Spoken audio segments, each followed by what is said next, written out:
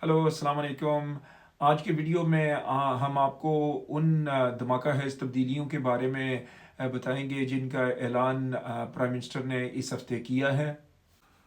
सबसे पहले आपको ये बताता चलूँ कि जो तब्दीलियों का ऐलान किया गया है वो इशारे के तौर पे किया गया है। इस वक्त कोई भी तफसील नहीं बयान की गई और वो तफसील जो है बाद में बताई जाएगी।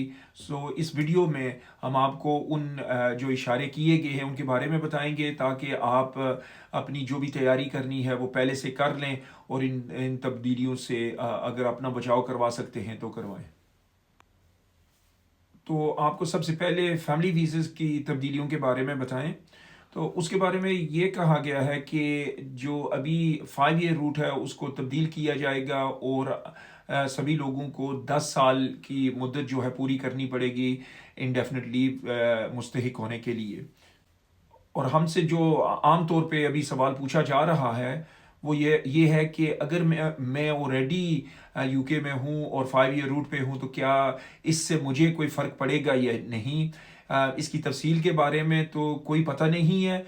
वैसे आम तौर पे जब इस तरह की तब्दीलियाँ वजूद में लाई जाती हैं तो वो उन लोगों के लिए होती हैं जो पहली दफ़ा नए सिरे से इस रूट पे आते हैं, और जो लोग मौजूदा किसी पुराने रूट पे हैं और वो उन्हीं रिक्वायरमेंट्स को उन्हें पूरा करना पड़ता है।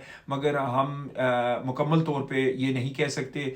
ये जब तफसील बयान की जाएगी तो इसके बारे में ज़्यादा पता चलेगा। मगर उम्मीद यही है कि ये सिर्फ उन लोगों को अफेक्ट करेगी जो नए सिरे से पहली दफ़ा इस रूट पे आएंगे जब तब्दीलियाँ वजूद में आ जाएंगी। तो फैमिली रूट की दूसरी जो अहम तब्दीली है वो ये है कि जो लैंग्वेज रिक्वायरमेंट है उसमें तब्दीली की जाएगी। तो अभी आपको जैसे पता है कि इंडेफिनिट लीव लेने के लिए आपको B1 लैंग्वेज टेस्ट करना पड़ता है। तो उनने ये ऐलान किया है कि आइंदा वो B2 टेस्ट आपको करना पड़ेगा। ज़्यादा ज़रा लैंग्वेज टेस्ट को मुश्किल किया गया है। और ये भी कहा गया है कि जो life in the UK test है उसमें भी तब्दीलियां लाई जाएंगी।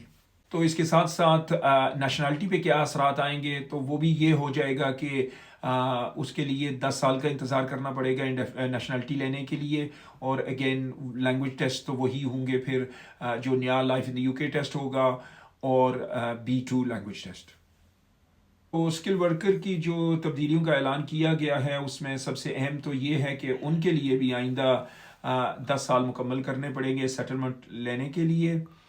और जो केयर वर्कर्स हैं इनके वीज़ेज़ जो हैं बाहर से मुल्क बाहर से ख़त्म किए जाएंगे। जो लोग ऑलरेडी यूके में हैं अगर वो स्विच करना चाहते हैं इस रूट में तो 2028 तक वो स्विच कर लेंगे। और इसमें और जो बड़ी तब्दीली लाई गई है वो ये है कि अभी जो स्किल वर्कर स्किल सेट है वो लेवल 3 पे सेट है और आइंदा जो है इसका इजाफा किया जाएगा टू लेवल 6 के, जिसका मतलब ये है कि ग्रेजुएट जॉब्स के लिए ही स्किल वर्कर वीज़ा मिलेगा और किसी किस्म के जॉब के लिए नहीं मिलेगा। तो स्किल वर्कर्स के लिए जो लैंग्वेज टेस्ट में भी तब्दीलियां की जाएंगी। तो अभी तो आपको B1 टेस्ट करना पड़ता है।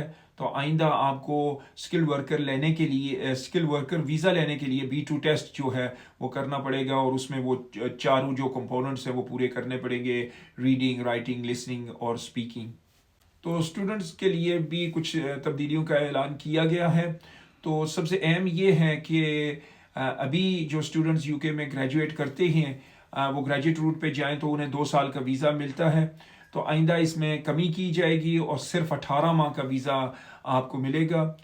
और स्टूडेंट्स और स्किल्ड वर्कर्स के जो डिपेंडेंट्स आइंदा यूके में आना चाहेंगे उन्हें भी पहली बार जो है लैंग्वेज टेस्ट करना पड़ेगा।